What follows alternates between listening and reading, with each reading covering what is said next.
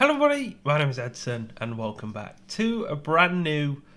I honestly feel weird saying I feel like I'll need to say Dead by Daylight, but it's not. It's an E3 video. I've been recording so much Dead by Daylight over the past few months, it just feels right to say Dead by Daylight, but it's not. This is the Bethesda Roundup for E3 2019. We've done the EA Roundup 2 days ago, we did Microsoft's Roundup yesterday, and today we're doing the Bethesda Roundup. This was the conference that I was extremely excited for, not because of what's going to get announced, but because of how they were going to handle Fallout 76, and honestly, the fallout that happened after Fallout 76 released. And oh boy, was it big. The record numbers of the worst sales they've ever had for one of their AAA titles. Hardly any, there's so many cancelled pre-orders, so much bad press around them. Terrible game. And they honestly joked about it at the start. They should have, in my opinion, thrown a lot more jokes at it and honestly owned up to it. And then they sort of said that they were going to talk about it more throughout the conference. Then they moved on, after making some jokes, to talk about Elder Scrolls Blades, which is the second #1 mobile game they've had. Obviously, the first being Fallout Shelter. They talked about the fact that it's coming to the Switch and it's still going to remain free when it comes to the Switch, and that was a big win for them. So, Elder Scrolls Blades coming to the Nintendo Switch, and it's still going to remain free when it's on there. So expect that soon. Then following that, they did talk about Fallout 76, and they announced a plethora of things. Basically, they're going to essentially revert back to what people were telling them, and they're going to release a year 2. They're sort of releasing sort of a year 2 roadmap as such, where they're going to release NPCs, they're going to release a new main quest storyline, a bunch of other stuff, a bunch of new items, a bunch of other things, and that's going to be free for all Fallout 76 players. So everyone that owns the game, that's going to be free when it comes out, and that's going to be over the next year. Following that, you have the Nuclear Wasteland announcement, which is something that I don't think anyone was asking for, and that's Fallout 76 Battle Royale. They're calling it Nuclear Wasteland. There's a 52-player Battle Royale. Does anyone want this? I don't this isn't what they should have been spending their time on, to be honest. They should have been spending the time on more NPCs and more main quest storylines for the game that they launched with no NPCs or any meaningful quest storylines. That's what they should have done. But instead, some Battle Royale news. Weird. I don't get it. But yeah, that was the Fallout 76 news. They've announced also this week it is free to play, so people can go and play it. Why you'd announce it free to play now, especially when the game isn't what it's supposed to be and going to be in a year's time? I hope they do another free to play when all the NPCs and everything launch, so people can try it out and say, oh, you know what, it is good now, I will buy it. If not, I won't be buying it until they give us a free test, because I ain't going to buy that on the off chance that it's now all right. There's no way. So they sort of got some new fans back, or some old fans back, should I say, but it's not the same, and they're still a long way away from it. So it was all right, but they could have done better, in my opinion, with Fallout 76. Elder Scrolls 6 and Starfield got a quick mention. We knew that they weren't going to be showcased at this E3, confirmed by Todd Howard at PAX, and he basically said that there's no new news, and that's it, really.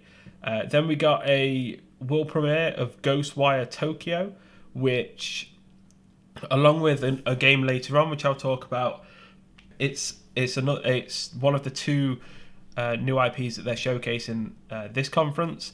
No gameplay, but the trailer looks interesting, so check that out. Following that, you had the Elder Scrolls Online segment and Elsewhere, which has just launched. They talked about that, and then they gave us a premiere for Dragonhold and Scalebreaker, which are two more expansions coming. Following that, they moved on to the mobile segment, some more mobile stuff. Commander Keen, which is like a cartoon-looking free-to-play mobile game, which is coming out soon. And then they talked about Fallout Shelter and Elder Scrolls Legends, and did like a little mobile montage type thing. which is pretty cool. Then they moved on to the big announcements, which was the Rage 2 DLC, Rise of the Ghost expansion, which is coming out for Rage 2 soon. You got Wolfenstein Cyberpilot, which is a VR version of Wolfenstein. And then obviously Wolfenstein Youngblood, which is co-op and looks hella fun. It's going to be out July 26th, so that's out soon. And then you got the second of the new IPs, which is Deathloop. So Ghostwire Tokyo and Deathloop are the two new IPs that they announced. They both seem promising from the trailers, like I say, but there's no gameplay, so you don't really need to judge it too much yet until we get some gameplay probably next year. So yeah, that was something that they focused on quite a bit. They spread them out evenly throughout the conference as well, those two. And then they moved on to the big hitters of the conference, which was Orion, which is a new game engine tool type thing, which is supposedly what their games are going to be sort of like run on as such, for when they're streaming. So for like the xCloud, the streaming services that are all making an appearance, if they're using like the Orion service of them for their games, they can expect the games to be running at max settings, max FPS and all of that. And basically it's 20% faster than what most game companies can do with their streaming type things at the minute. So that sounds pretty cool, but it's all just talk. Needs to be implemented and seen and shown. And then to finish off, to round off the conference, they talked about Doom Eternal, which comes out in November 22nd to be specific. Then they talked about Doom Eternal Battle Mode, which is the multiplayer mode. They showed some gameplay from Doom Eternal, and it looks amazing. It looks really polished and really cool. So Doom fans can rejoice. That looks awesome, and it's out in November. So it's going to be a good year. Bethesda did all right with their conference. It wasn't anything major in terms of... I don't really know what I was expecting. I was just looking forward to seeing them address Fallout 76 because they had to. And honestly, my whole thing is they should have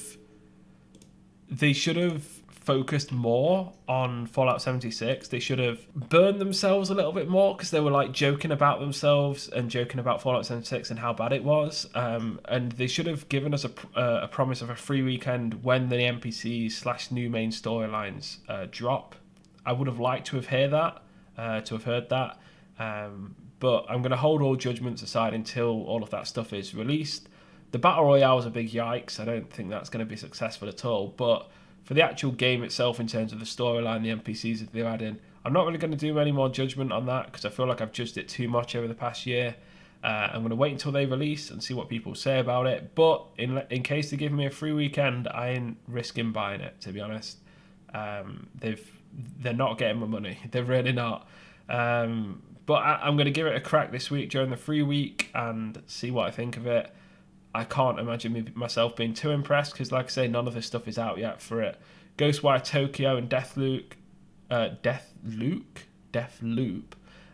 all look promising to me, but obviously, like I say, there's no gameplay yet, so hold off on judgment on them until there is gameplay, most likely next year. And then the highlights, really: Rage 2 expansion, Wolfenstein Youngblood, which is obviously co-op, looks amazing, Doom Eternal, and Doom Eternal, the battle mode, the multiplayer mode.